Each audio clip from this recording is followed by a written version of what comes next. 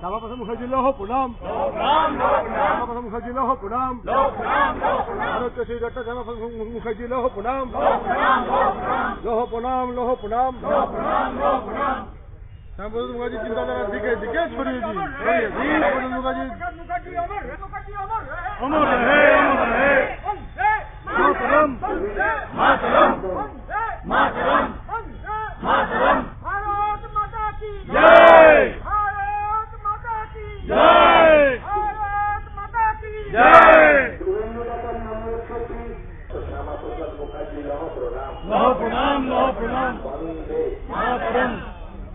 সমবেত ভদ্রমন্ডলী, বর্ষণ মুখর আবহাওয়ার মধ্য দিয়ে ডক্টর শ্যামাপ্রসাদ মুখার্জি স্মৃতি রক্ষা কমিটি, ভারত সমিতি, তারা প্রতিবারের মতো ছোট্ট অথচ মহতী এই অনুষ্ঠানের আয়োজন করেছেন, যা সকাল 8টা থেকে চলছে।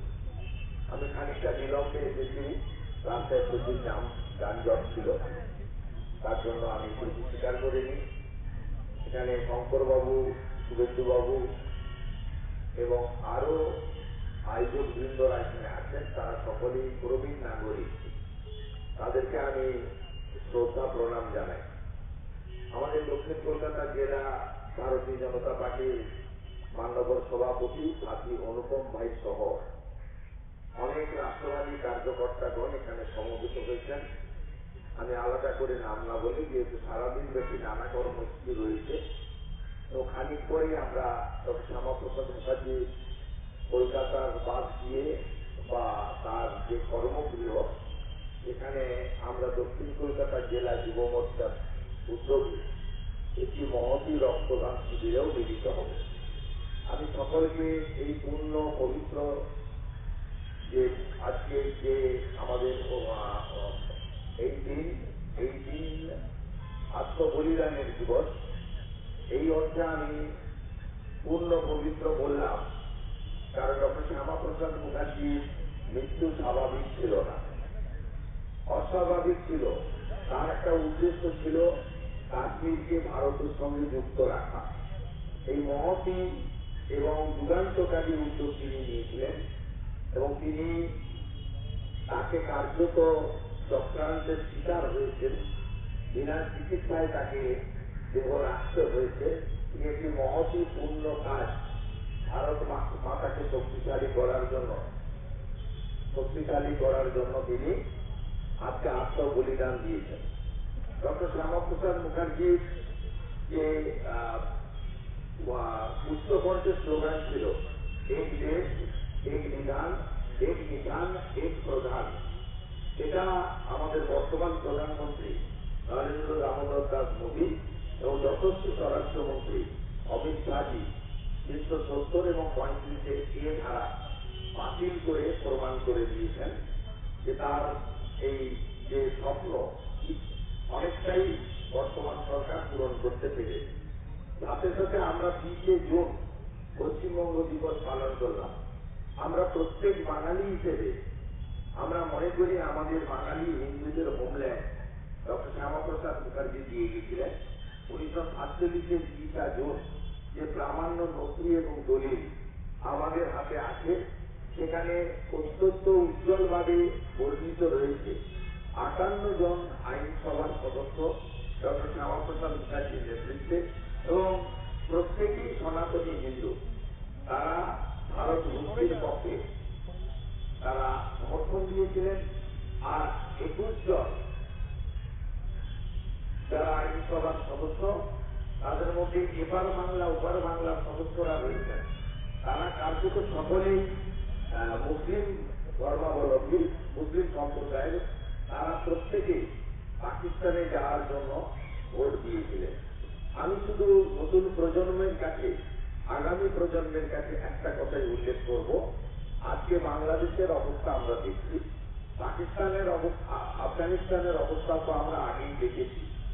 আজকে আমরা এখানে যে মাথা উঁচু করে বাক স্বাধীনতা, রাজনৈতিক স্বাধীনতা, ধর্মীয় অধিকার, কথা বলার যে অধিকার, সবকিছু যে পেয়েছি, বহুদলীয় গণতন্ত্র পেয়েছি, নির্বাচনে একজন জেতেন অন্যরা হারেন, এই সংসদীয় ব্যবস্থা মহান ব্যবস্থা, রুটির মাধ্যমে, শিক্ষা গ্রহণের মাধ্যমে আমরা যে নিজেদেরকে, নিজেদের পরিবারকে, সমাজকে সমৃদ্ধ করছি, সবটাই সম্ভব হয়েছে ডক্টর শ্যামাপ্রসাদ মুখার্জি এই বাংলাকে ভারতে রেখে দিয়ে গেছেন। ভারতে যদি আজকে বাংলা না থাকতো তাহলে 1947-এ 33% হিন্দু জনসংখ্যা নিয়ে আজকে বাংলাদেশে বৈষ্ণব হিন্দু শক্তিতে পরিণত হয়েছে আমরা মাত্র 7%। এখানে মন্দির, মঠ, সনাতনী কার্যাবলী এবং বিশেষ করে ওখানে যারা মাইনরিটি আছেন তাদের অস্তিত্ব কার্যত বিপন্ন হয়েছে এবং কি নিদারুণ অত্যাচারের মধ্য দিয়ে এখানকার মানুষজন, বিশেষ করে বাঙালি হিন্দুরা আছে, আমরা প্রত্যেক মুহূর্তে দেখতে পাচ্ছি। এবং বিশেষ করে 5ই আগস্ট 2020 থেকে আমরা যে ভয়াবহতা দেখছি, আজকে ঠিক একই ভয়াবহতার সামনে আমাদেরকে পড়তে হতো যদি না 1947 সালের 20 জুন মোহাম্মদ আলী জিন্নাহ অবিভক্ত বাংলাকে দিয়েছিলেন আর ডক্টর শ্যামাপ্রসাদ মুখার্জি সেটা রুখে দিয়েছিলেন।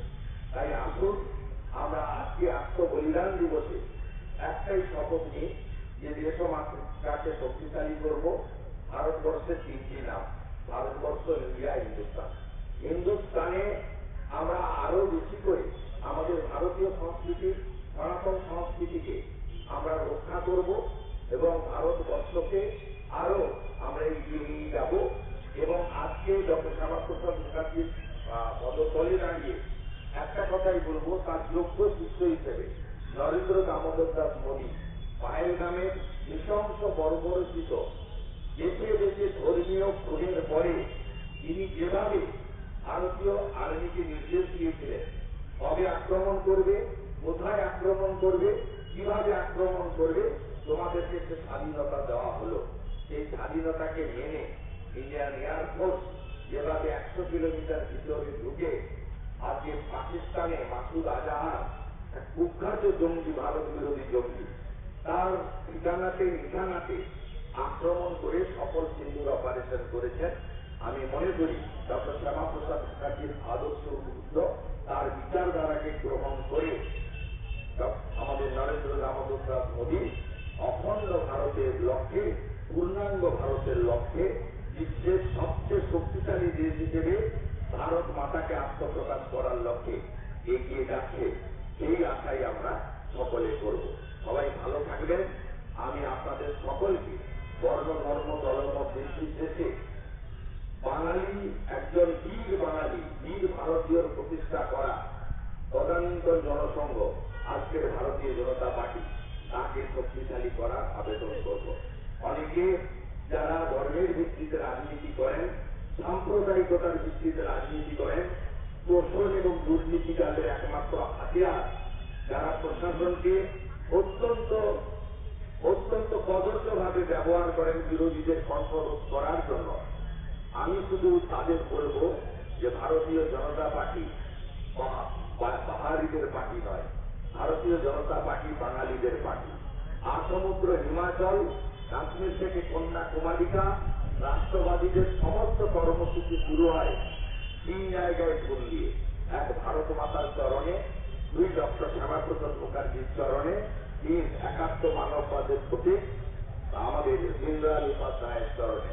তাই ডক্টর শ্যামাপ্রসাদ মুখার্জির প্রতিষ্ঠিত পার্টি যেদিনকে পশ্চিমবাংলায় মানব কল্যাণে, হিন্দু রক্ষার্থে সুশাসন এবং সুরক্ষা দেওয়ার জন্য প্রতিষ্ঠিত হবে, সেদিনই ডক্টর শ্যামাপ্রসাদ মুখার্জির যে উদ্দেশ্য, লক্ষ্য, তার বৃত্ত সম্পূর্ণ হবে বলে আমি মনে করি। সকলে ভালো থাকবেন। আমি আশা করব 2026 সালে সরকারিভাবে আত্মবলিদান দিবস পালন করার সুযোগ আপামর বাঙালি হিন্দুরা আমাদের সকলকে দেবেন। সবাই ভালো থাকবেন। ডক্টর শ্যামাপ্রসাদ মুখার্জি নম প্রণাম। ডক্টর শ্যামাপ্রসাদ মুখার্জি নম প্রণাম। আত্মবলিদান দিবস পালন করুন, আত্মবলিদান দিবস পালন করুন, শ্রী নম প্রণাম, শ্রী নম প্রণাম, বন্দে মাতরম, বন্দে মাতরম, ভারত মাতা কি জয়, ভারত মাতা কি জয়, ভারত মাতা কি জয়।